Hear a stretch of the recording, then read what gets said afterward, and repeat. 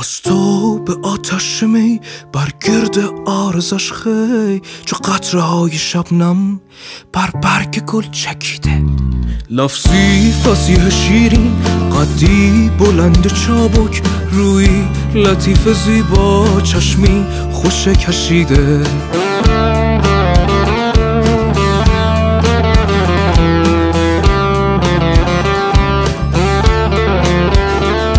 یاقوت جان فزایش از آب لطزاده، شمشاد خوش خرامش در ناز پروریده.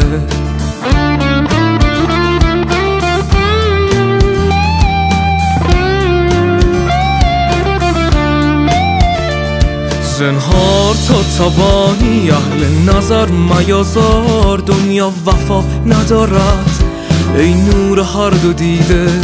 تا کی کشم عتیبت از چشم دل فریبت، روزی کرشمه کنی یار برگزیده.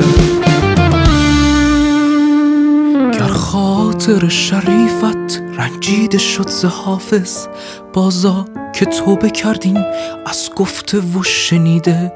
بس شکر باز گویم در بندگی خواجه، گر افتد به دستم آن میوه رسیده.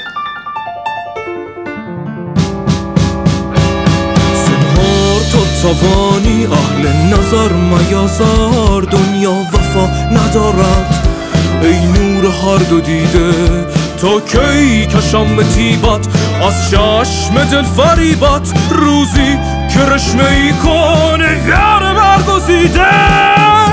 زنهار تا توانی اهل نظر میازار، دنیا وفا ندارد ای نور هر دو دیده.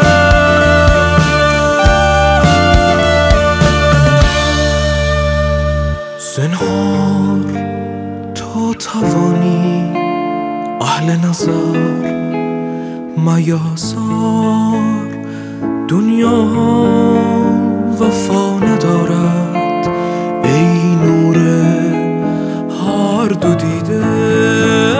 زنهار یا یا یا